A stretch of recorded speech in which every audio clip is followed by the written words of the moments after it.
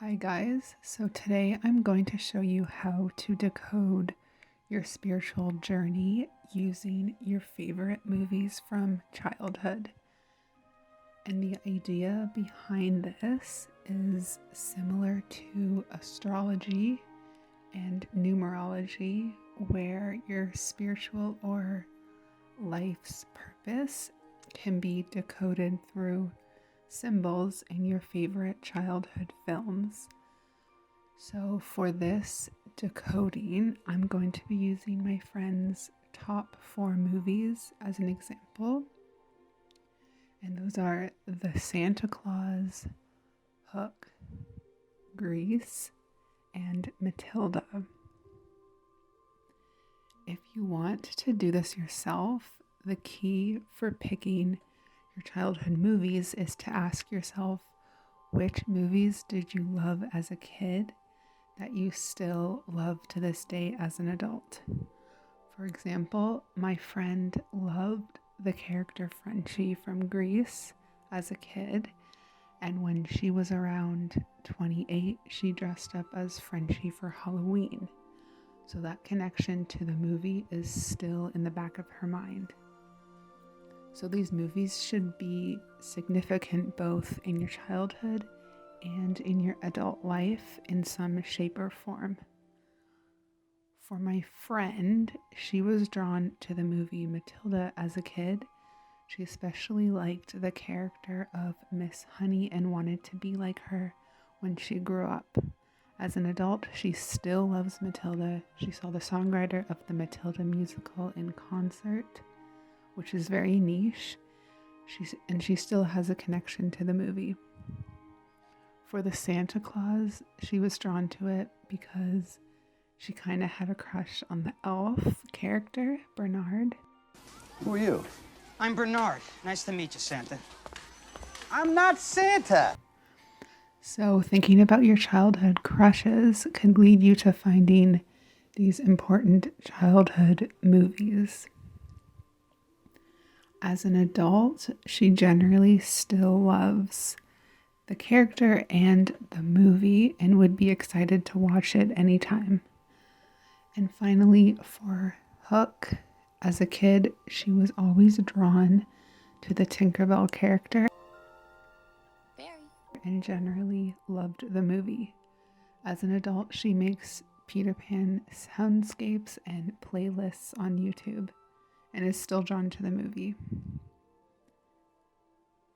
So going in, we already knew some things about her spiritual journey before we even discovered these movies, or that we could even find proof of a spiritual journey in our childhood movies. So about 6 months ago, I did an energy reading on her and found out she was part of the pink and gold color rays.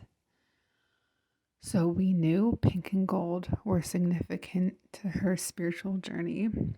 She also has had visitations by Middle Earth type creatures, so elves, gnomes, fairies, things of that nature. A gnome actually visited her in the astrals and it was glowing gold. So let's get into the synchronicities we found. The first one we found was a man in red stripes who fixes cars or vehicles. So in The Santa Claus, Bernard, the childhood crush, appears for the first time in a red striped sweater. He refurbishes Santa's sleigh into a superpowered machine. This is some of the best stuff that's come out of the workshop since the ball. Fabulous. What happens if I fall off the roof? Air getting jingle bells, snow screen, DC-10 alert, and air freshener. Wow. And in the end of the movie, that sleigh flies up into the clouds. In Grease, Frenchy's boyfriend shows up in the first scene in a red and black striped jacket. In the movie, he helps his friend Danny refurbish his car into a superpowered version of the original, which also ends up flying into the sky in the end. In Hook, we have Smee, who shows up also in Red Stripes, who is sort of Captain Hook's right-hand man. I give you the steel-handed stingray, Captain James Howe! Who, similar to Bernard, is serving a man in red. And the vehicle he maintains, in this case, a ship, is already floating in the sky. In Matilda, we have Matilda's dad, who shows up in Stripes almost half the time as a corrupt car refurbisher. We really should weld these bumpers on, but that takes time, equipment, money. Cars also show up quite a bit in these movies in general.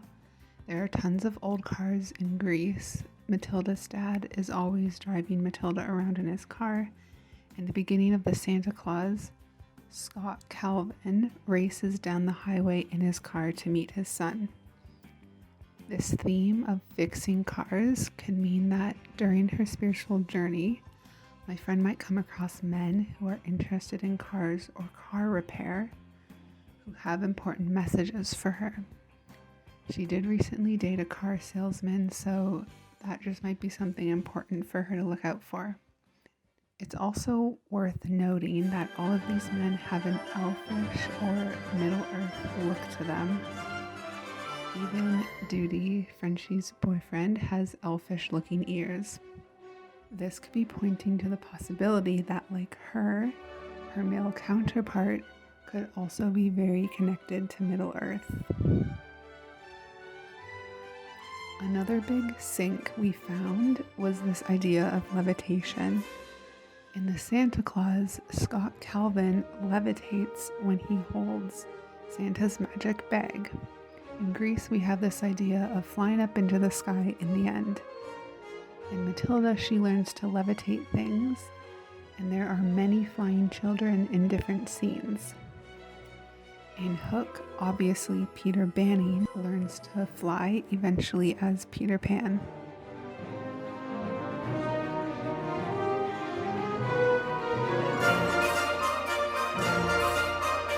Tinkerbell also flies. Could this reference to flying be pointing to her possible higher existence as a fairy with wings? Maybe. There's also this theme of roofs and levels. In the Santa Claus, we obviously have the rooftops that Santa lands on to deliver presents. And in contrast, the elves' workshop is actually underground. In Greece, there are many references to going on roofs. Rizzo jumps out of the roof to meet the boys down below. What's she gonna do, shitting down the drain pipe? Hey, look, there's Rizzo. Hey, Rizzo, you're doing that without a net. In Hook, Peter Banning climbs up a drain pipe onto a roof in the end. Because I ran out of fairy dust. If not, I would have flown up. Why? Thank you, Montages. Pretty windy. Let me in. In Matilda, she climbs on the roof of Trenchbolt's house to retrieve Miss Honey's doll. This could be pointing her towards different dimensions, an as above, so below type message, also pointing her to the idea that there are levels of this reality and to move between them. This could also be pointing her to the beings of Middle-earth, who are supposedly existing underground. Another big sync we found was pink and gold. So my friend was always very drawn to the character of Frenchy in Greece, who is a pink lady. Frenchy dyes her hair pink when she goes to beauty school. This is her trying to be a responsible adult. When she drops her plans to go to beauty school, she changes her hair to blonde and goes back to high school. She's transforming from pink to gold. In Matilda, Matilda is born in a pink blanket and is shown wearing a lot of pink in the beginning of the movie. In the scene where she is finally stepping into her magic, She is wearing a yellow or gold t-shirt.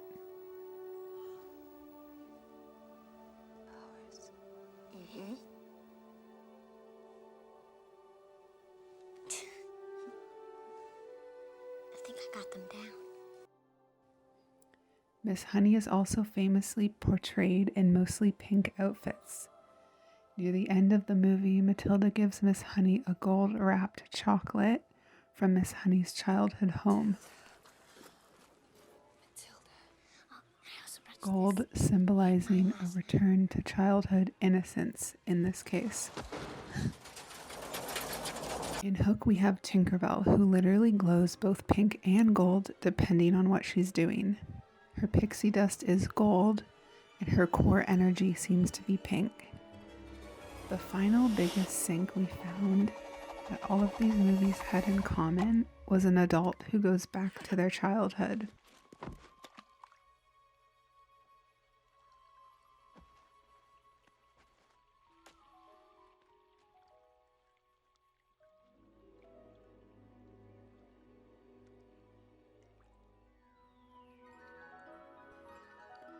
Scott Calvin has a hard time being a responsible dad.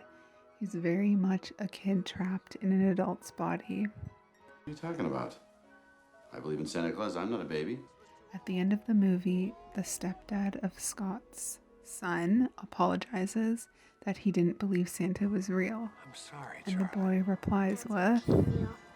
You're just denying your inner child. In Matilda, Miss Honey moves back into her childhood home in the end.